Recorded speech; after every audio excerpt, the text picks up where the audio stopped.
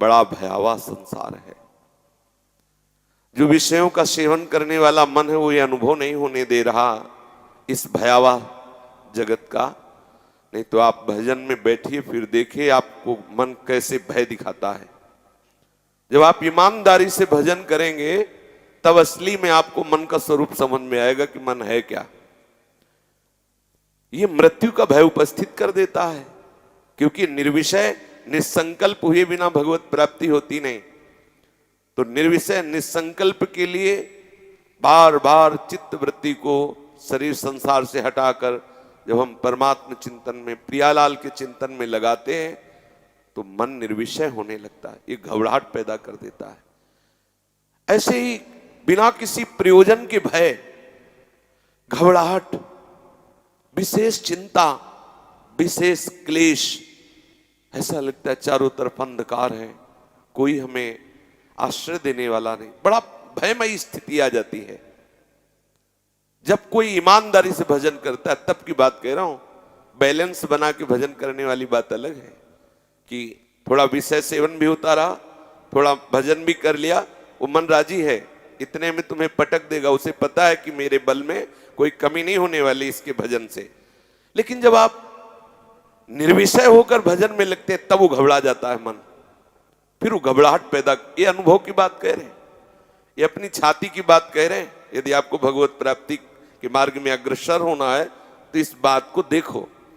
जो हमने मन को पढ़ा है, मन को, जो हमने मन को देखा है, जो हमने मन की सुनी है, जो हमने मन का अनुभव किया, वो आपको बता रहा हूं। अपने मन का भयभीत कर देता है। फिर विचार किया, क्या भगवत भजन करने वाले की ये स्थिति अनिवार्य है? क्या प्रभु इसके बिना आगे नहीं बढ़ा सकते? तब आया विचार कि ये अनिवार्य है, क्योंकि इसी स्थिति में संपूर्ण शरणागति होती है। सच्ची माने, ये हृदय की बात कहता हूं। इतनी नीरसता, इतनी उदासीनता, इतनी खिन्नता, जब मन को मरना होता है ना, तो उसके सामने ऐसी परिस्थिति पैदा की जाती है भगवत विधान से, उसको कहीं ठौर नहीं मिलता। कहीं, किसी ग्रंथ में, किसी पंथ में, किसी दृश्य में, किसी वस्तु में, किसी व्यक्ति में, किसी स्थान में, कहीं नहीं। एक विशेष खिन्नता, एक विशेष उदासीनता, तब अंदर से उत्तरा हिमाम प्रभु मुझे उबारो। ये अंदर की बात। एक होता है बाहर की विपत्ति से उबारो, एक होता है अंदर का संपूर्ण मार्ग अवरुद्ध हो चुका है, अंधकार ही अंधकार, जिधर दृष्टि डाले अंधकार ही अंधकार। अगर एक कोई रास्ता दिखाई देता है तो हरि शरणम, हे प्रभु, हे करुणा में प्रियालाल।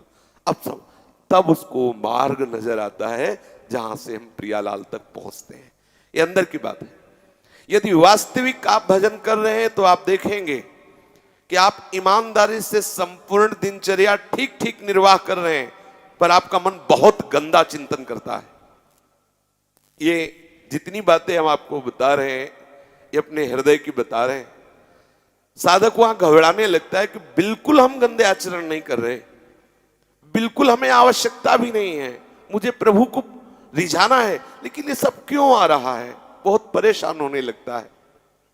मुझे आवश्यकता, मन को दिखाया जाता है, देखो ये चाहिए, तुम्हें ये चाहिए, ये चाहिए। जब उसको वस्तु दो तो कहता है नहीं चाहिए, और जब भजन में बैठो तो वो वही चिंतन करता है। तब ये पकड़ में आई बात कि आखिरकार ऐसी क्यों स्थिति आ रही है? पूर्वाभ्यास के कारण मन का राग उन विषयों में था, अब है नहीं। अब मन भी राजी हो रहा है कहीं ना कहीं धीरे धीरे प्रभु की तरफ, पर पूर्वाभ्यास विषयों में भागने का भी उसका बना हुआ है। रुचि नहीं रह गई, पर वो अभ्यास के कारण भागता है, रुचि नहीं रह गई। घबराओ मत, जैसे उसकी रुचि धीरे धीरे खत्म होती जा रही है, ऐसे भागना खत्म होता चला जाएगा। एक दिन वो निर्विषय होकर, पंग होकर श्री श्यामा श्याम के चरणों में अविचल वास करेगा। सावई मना कृष्ण पदारविंद। लेकिन यहां तक पहुंचने के लिए बहुत ही घबराहट पैदा होती है। ये अंदर की बात कह रहा हूं, पढ़ी लिखी बात नहीं कह रहा। ऐसी घबराहट पैदा होती कि मतलब कुछ समझ में नहीं आता कि करे तो क्या करे। अब उसे प्रियालाल के श्री चरणों का कोई सुख तो मिला नहीं, विषय में अब रुचि रह नहीं गई, कोई अंदर से पकड़ आ नहीं रहा बात। अब वो उस समय जो घबराहट होती है वो मन के मरने की दशा होती है।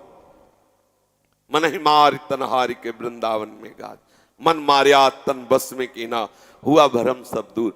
यही साधक घबरा जाता है और विषय सेवन करने लगता है।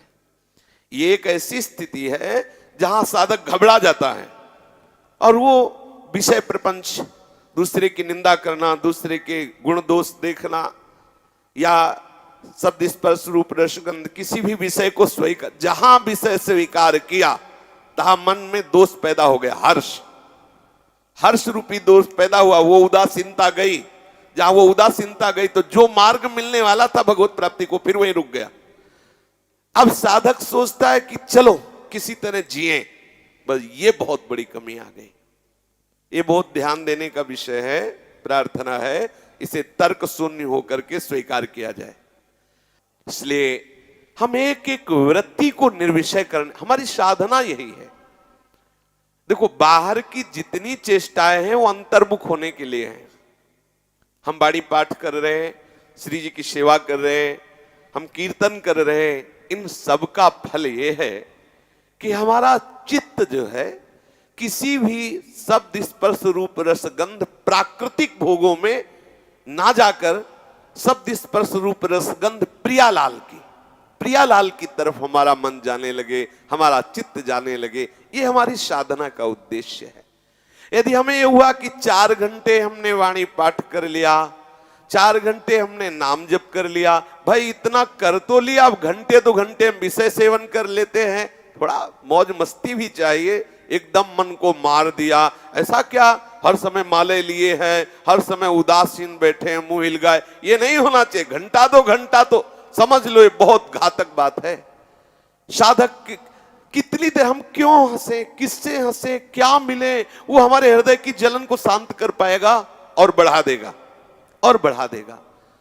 तो सच्ची मानिए, बहुत सावधान, जब चढ़ाई पे हो मन ना, तो उस समय साधक बहुत सावधान रहे। बिल्कुल मन उस समय घबराहट में होता है, एकदम मन को लगता है कोई तो मुझे सहारा दे दे, उसी समय और बिल्कुल निरपेक्ष हो जाओ। वो मरने जा रहा है, अर्थात वो निर्विषय होने जा रहा है, वो प्रियालाल के योग्य बनने जा रहा है। बिल्कुल साधक उसी समय कड़ा हो जाए, ढिलाई होने की जरूरत नहीं, रोने का मन करेगा। ऐसा लगेगा कोई ऐसा हो जिसके हम बाजुओं में अपना सर रख के रोते हुए अपनी बात कह सके कि मेरा कोई नहीं। बड़ी विचित्र दशा होती है, ये हम अंदर की बात कहते हैं। मन विकल होता है, कोई तो हो यार, सृष्टि में कोई तो अपना हो जिसे मैं अपना, ये चाल है मन की। मन कहता कोई तो अपना हो ना। अब वो मन जो अपनापन चाह रहा है वो जिंदा रहने के लिए, वो मरना नहीं चाहता। अरे इतने सुंदर युगल सरकार, इतनी सहचर्या, तुझे इतना नहीं दिखाई दे रहा कि ये तो तरस रहे कि तू मेरा बन जा, और तू अभी कह रहा कि मेरा कोई तो अपनापन हो जाए। ये चाल है मन की, फंसाने की चाल है। सावधान रहे साधक, उसी समय और कड़ा हो जाए, उदासीन हो जाए, और अब इसके बाद जो धरा आएगी, नाच पड़ोगे। बिल्कुल विश्वास मानना, फिसलना नहीं। ऐसी महामहिमामय स्थिति आएगी, सारा जगत भगवत स्वरूप अनुभव आने लगे। तब हमारा विषय चिंतन होगा ही नहीं, क्योंकि संपूर्ण सृष्टि में जिधर दृष्टि जाएगी अपना प्रीतम खड़ा मुस्कुराता नजर आएगा। ये स्थिति आ जाएगी।